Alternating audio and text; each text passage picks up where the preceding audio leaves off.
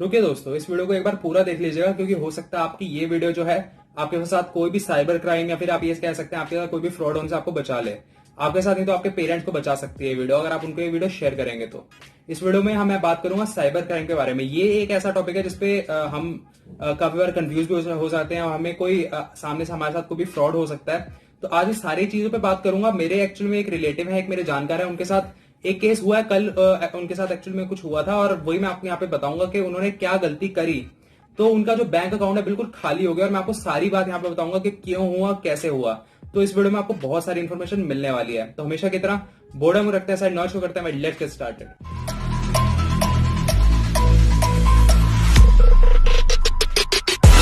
How heavy is that?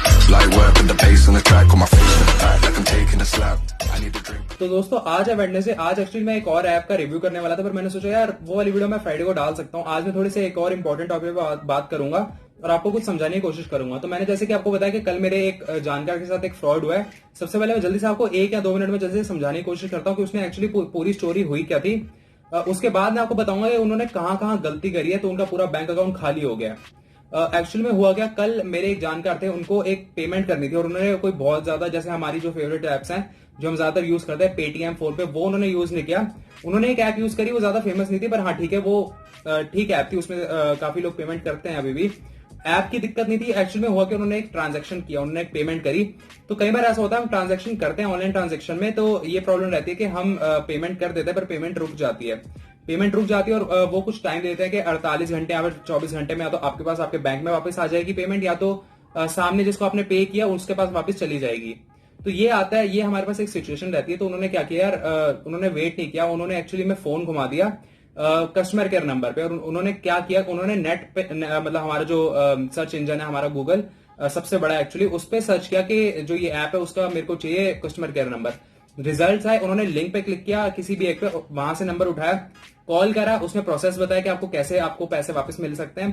पहली बात तो एक करने की कोई जरूरत नहीं थी, उन्होंने कर दिया और प्रोसेस उन्होंने बताया और उनको विद इन अ मिनट एक मैसेज आता है कि आपके जो बैंक अकाउंट है उसमें से इतने पैसे डिडक्ट हो चुके हैं और इतने बचे हैं। कुछ 12-13 हजार के आसपास पैसे थे, वो उनके डिडक्ट हो गए। बचे 150-200 रुपए उसने सामने वाले ने छोड़ दिए। ये सारी कहानियां मैं जल्दी से आपको समझाता हूँ कि एक्चुअली में प्रॉब्लम हुई कहाँ। एक्चुअली में हुआ क्या, जब उन्होंने अपना नंबर जो कस्टमर केयर नंबर था वो सर्च करा गूगल पे। पहली बात तो गूगल पे सर्च करना कोई मतलब ही नहीं। अगर आप किसी ऐप का आपको कस्टमर केयर नंबर चाहिए, वर्ल्ड वाइड वो ऐप है, ग्लोबली ऐप है, तो आप उसको जो है इंडिया का नंबर आप सर्च कीजिए उसकी वेबसाइट पे जाके, उसकी ऑफिशियल वेबसाइट पे जाके। सबसे बड़ी बात, गूगल पे सर्च करने का कोई मतलब नहीं है, आप उसकी वेबसाइट पे जाए, वहां पे नंबर होते हैं। अगर इंडिया की ही ऐप है तो आपको जो है सिटीज वाइज, स्टेट वाइज आपको नंबर्स मिल जाएंगे कि दिल्ली का ये है, मुंबई का ये है। वहां पे आपको आप वेबसाइट पे जाके नंबर ले सकते हैं। गूगल पे नंबर निकाला, नंबर फेक था। और सबसे बड़ी बात, जो वेबसाइट उन्होंने वेबसाइट खोली है कि उन्होंने, वहां पे सारे नंबर है, पर वो वेबसाइट जो थी वो बिल्कुल क्लोन थी। मतलब क्लोन इन द सेंस वो बिल्कुल सेम वेबसाइट की तरह बना रखा था। उन्होंने वेबसाइट खोली, उस पर नंबर उन्होंने खोला और उस नंबर पे कॉल कर लिया। और कॉल पे उस बंदे ने, वो सामने से बंदा बात कर रहा था, उस बंदे ने कहा कि जो आपकी पेमेंट है हाँ बिल्कुल वापस आ जाएगी, आपको बस कुछ प्रोसेस करने हैं, मैं आपको बता दूं कैसे करने हैं। तो उसने करवाया क्या एक्चुअल में कि उसने जो है प्ले स्टोर खुलवाया। सबसे बढ़िया, प्ले स्टोर खुला, कोई जरूरत नहीं। क्यों प्ले स्टोर खुलवाया? कॉमन सेंस वाली बात है कि अगर आपकी कोई पेमेंट रुकी है तो प्ले स्टोर पे चलो ठीक है खुलवा लिया। ये देखिए क्यों खुलवाया, क्या ऐप उसने डाउनलोड करवाई। उसने डाउनलोड क्या करवाया, क्विक स्टार्ट करके एक ऐप थी, और वो ऐप एक्चुअली में करती है स्क्रीन शेयर करती है। स्क्रीन शेयर का मतलब आप समझ गए। स्क्रीन शेयर का मतलब क्या हुआ, अगर मेरे पास यहाँ पे फोन है, मैंने नया फोन लिया, मुझे आप ये मान सकते हैं, मैं आपको एक अच्छे से एग्जांपल के थ्रू में समझाऊंगा। मैंने एक फोन लिया, मेरे को नहीं आता चलाना, मेरा एक रिलेटिव उसको आता अच्छे से, तो मैं क्यों किसी और से पूछूंगा? मैं कहूंगा भैया ये है मेरी फोन की स्क्रीन, आप ये वाली मैं ऐप इंस्टॉल करता हूँ, आप वहां पे चला लीजिए और आप अपने आप बताइए, वो वहां से मेरे फोन की स्क्रीन को कंट्रोल कर पाएंगे। तो इसके लिए क्विक स्टार्ट ऐप बनाई गई थी और इन्होंने जो है कुछ और ही उसका यूज कर लिया, गलत तरीके से काम किया। और उन्होंने क्या किया, वो ऐप जो है इंस्टॉल करवाई, और ऐप इंस्टॉल करवाने के बाद एक्चुअली में किया गया, बातों में फंसाया। उसने कहा कि जैसे ही उन्होंने ऐप इंस्टॉल करी, वो पूछा है कि आप इस पे जो है अपना आपको कुछ पिन आ रहा होगा, आप मुझे पिन भेजिए। उन्होंने पिन भी भेज दिया। फिर वो कहता कि अलाउ करके आप दबाइए। तो सामने से मेरे रिलेटिव ने ये भी पूछा कि यार ये तो यहाँ पे लिखा रहा है कि स्क्रीन शेयर ऐसे करके कुछ। तो कहता नहीं आप उसको छोड़ दीजिए। उसने बातों में उलझा और उनकी बात को काट दिया और कहा आप सीधा अलाउ पे क्लिक कीजिए, मैं आपको बता रहा हूँ। अलाउ पे क्लिक किया, स्क्रीन शेयर हो गई। पहली बात तो स्क्रीन शेयर हुई। उसके बाद उसने बहुत ही ज्यादा दिमाग लगाया, और दिमाग उसने इस तरीके से लगाया कि स्क्रीन शेयर होने के बाद उसको बस ऐसा कुछ करना था कि जो एटीएम कार्ड है उनका, वो उनकी स्क्रीन पे दिखाई दे रही, क्योंकि स्क्रीन उसके पास वहां खुली हुई थी। अगर किसी भी तरीके से वो उनका एटीएम कार्ड देख लेता है तो ऑब्वियसली बात है उसके पास सारी डिटेल चली जाएंगी। तो उसने कहा कि उसने कुछ बहाना लगाया कि ये वहां पे कोई स्कैन का ऑप्शन होगा, आप अपना एटीएम कार्ड उठाइए, उसको ऐसे ऐसे दोनों साइड पे पीछे वाली साइड से जो है उसको स्कैन कीजिए। तो उन्होंने कहा यार स्कैन का तो कुछ है ही नहीं, यहाँ पे ऑप्शन ही नहीं होगा, आप करिए वो अपने हो जाएगा स्कैन। तो उन्होंने क्या किया, ऐसे ऐसे फोन अपना एटीएम कार्ड के ऊपर ऐसे करके घुमाया और जो है वहां पे स्क्रीन तो उसके पास थी ही सामने, एटीएम कार्ड आ गया, उन्होंने सारी जो है उनकी इन्फॉर्मेशन ले ली। एटीएम कार्ड अब उनके पास चला गया तो ऑब्वियसली बात है पैसे निकालना कोई बहुत बड़ी बात नहीं है बैंक से। आप ये देखिए कि उसने कितना दिमाग लगाया। उसने जो है स्क्रीन शेयर पहले करवाई है, उसके बाद उसने किसी तरीके से जो एटीएम कार्ड था उनकी स्क्रीन पे लाया और उन्होंने वहां पे जो है उनके पास स्क्रीन खुली हुई तो उन्होंने चेक कर लिया। तो यहाँ पे हमें अपनी कॉमन सेंस लगाने की जरूरत है कि सबसे पहली बात तो स्क्रीन शेयर की जो ऐप है को क्यों इंस्टॉल करवाएगा। और दूसरी बात, कुछ भी ट्रांजैक्शन हम करते हैं, कुछ भी बैंक से रिलेटेड खासकर हम करते हैं, कोई भी बैंक कभी भी आपकी एटीएम डिटेल्स नहीं मांगता। बैंक ये साफ कहता है कि हम क्यों आपसे डिटेल मांगेंगे।